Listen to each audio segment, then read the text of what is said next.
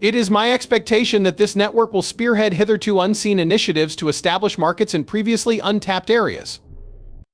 Much of this is being accomplished through the current craze for tokenizing real-world assets and the drive to invest in natural capital, both of which we have discussed for quite some time. Additionally, the concept of securing the world's oceans or other natural resources is being considered.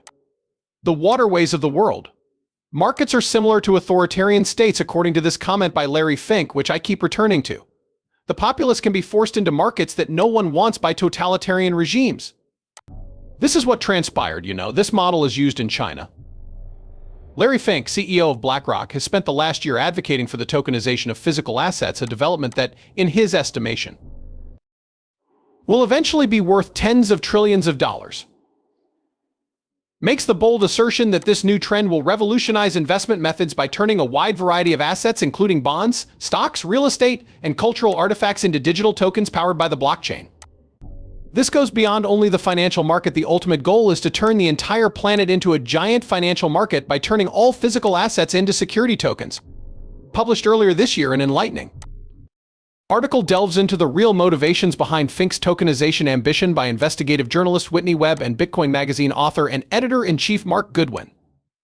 They express concern that the objective is to turn all living things into tradable financial goods on a single global ledger, effectively fractionalizing the natural world along with all existing assets and commodities. Tokens Incorporated states that BlackRock's goal is to become the world's largest fractionalized asset owner by transforming their natural assets into a new kind of financial capital. Biological systems are examples of these natural assets. They offer us with things like fresh air, water, food, medicine, a predictable climate, and the ability to live healthy lives and contribute to society. Webb cautions that the real goal is to further enrich the already powerful and wealthy.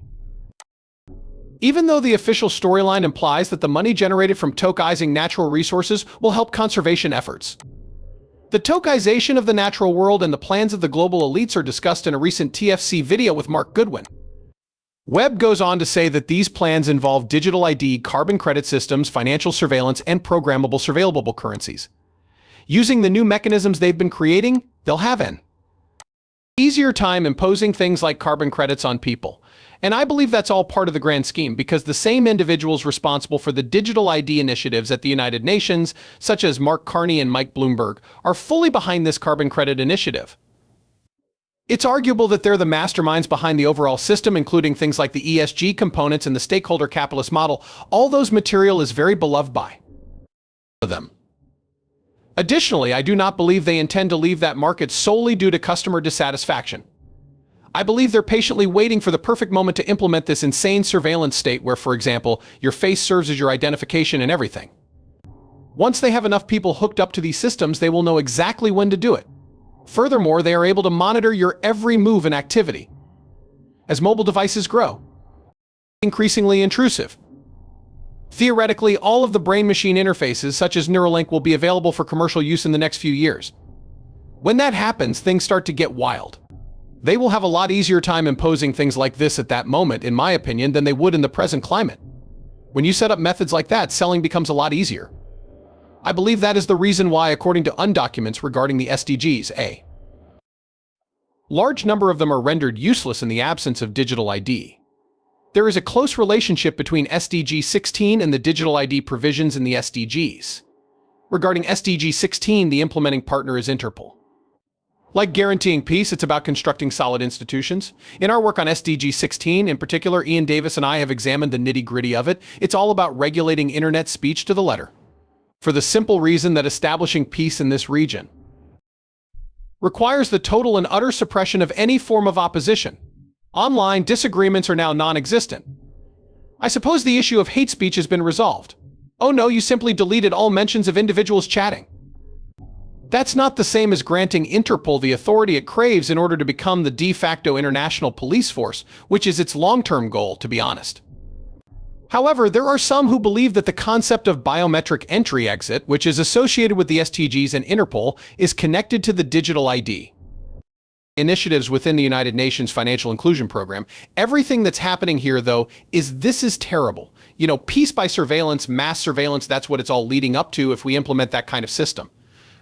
It is my expectation that this network will spearhead hitherto unseen initiatives to establish markets in previously untapped areas.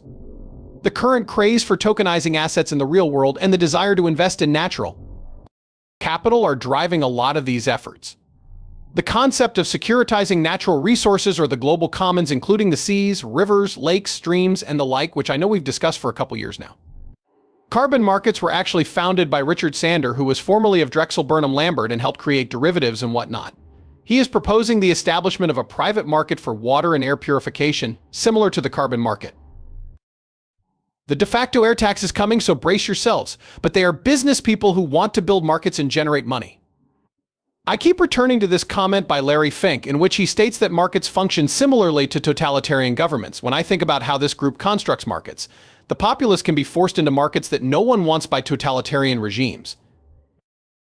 This model is based on China's. People like Larry think it's great over there, and this is why.